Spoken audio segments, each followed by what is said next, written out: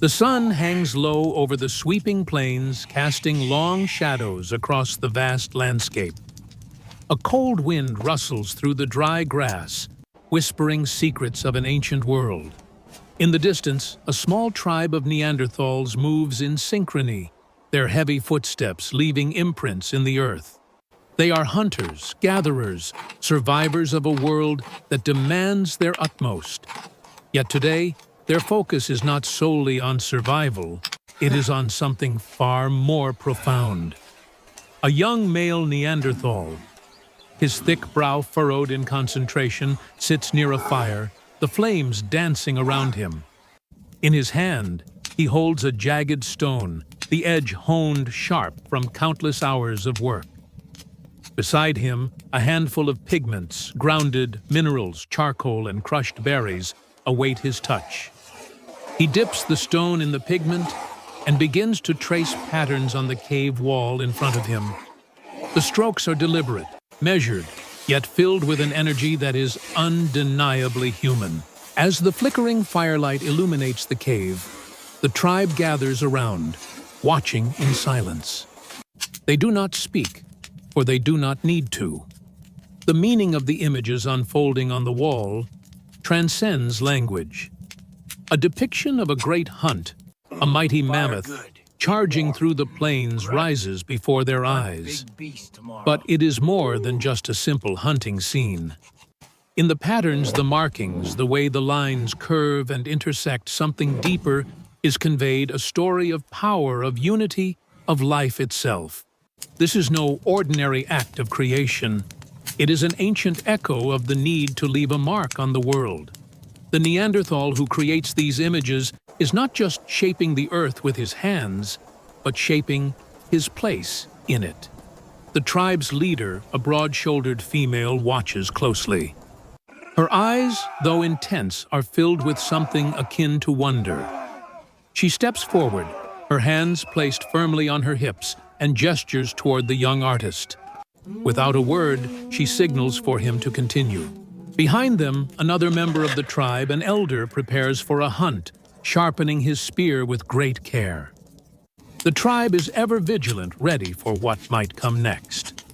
But as they watch the art come to life on the stone wall, they are reminded that survival is not just about fighting or fleeing.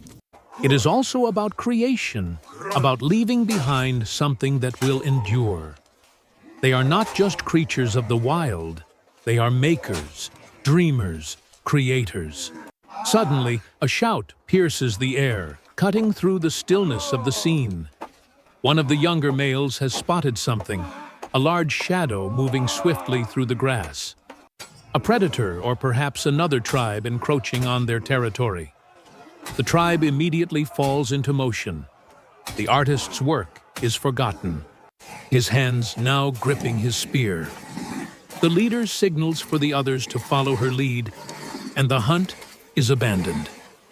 In the chaos, the young Neanderthal looks back one last time at the cave wall. The image of the mammoth, frozen in time, seems to hold his gaze. It is as though the art itself is calling him back. But there is no time for reflection now. The tribe moves swiftly, their coordinated steps a testament to their survival instinct. They have faced predators before, beasts larger and fiercer than they. But the fear of the unknown tribe on the horizon, has them on edge. As they approach the edge of the grassland, the leader raises her hand. The tribe comes to a stop. Tension fills the air as they listen, ears straining for any sign of movement. The wind shifts, and a faint sound reaches their ears. The call of a rival tribe, distant but unmistakable. In that moment, they realize that survival is not just about avoiding predators or finding food. It is about guarding what is theirs, protecting their future. The art created by their fellow tribe member is not merely decoration. It is a symbol of who they are, a mark of their existence in a world that often seems indifferent to their struggle. The tribe stands at the ready. Their spears are raised, their bodies taut with anticipation. But there is something else in the air, something beyond the impending battle. It is the shared understanding that their existence is fragile, but it is also meaningful. They are more than animals. They are creators. The rival tribe steps into view. The tension thickens. A fight for survival is imminent. But even in the face of conflict, the images on the cave wall will remain. The Neanderthals' legacy, their art will endure long after the outcome of the battle is decided. The firelight fades, but the symbols they have etched into the stone will outlast them all. As the rival tribe approaches, the air grows thick with the smell of fear and resolve. The Neanderthals tighten their grips on their spears, their bodies shifting into battle-ready stances.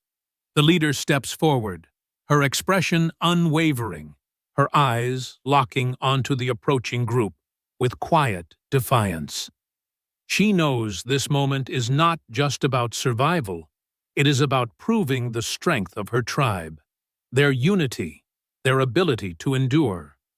The rival tribe is small but fierce, their eyes filled with hunger and the desire for dominance. As they close the distance, the Neanderthals fall into a perfect circle, a protective formation around their most vulnerable members. The artist, his hands still stained with pigments, stands beside the leader, holding his spear tightly. His thoughts are torn. He has created something that will outlast this battle. But at what cost? The first clash is brutal. Spears strike, bodies collide, and the sound of grunts and war cries echoes across the plains. The Neanderthals fight with the precision of years of survival, each movement calculated, honed by the challenges of their harsh environment. But the rival tribe is relentless. Their leader, a powerful figure, striking with ferocity and cunning. Amidst the chaos, a loud roar shakes the earth. A massive beast, a woolly mammoth, appears at the edge of the battle. It charges forward, seemingly unaware of the confrontation. The rival tribe falters, distracted by the sheer power of the creature.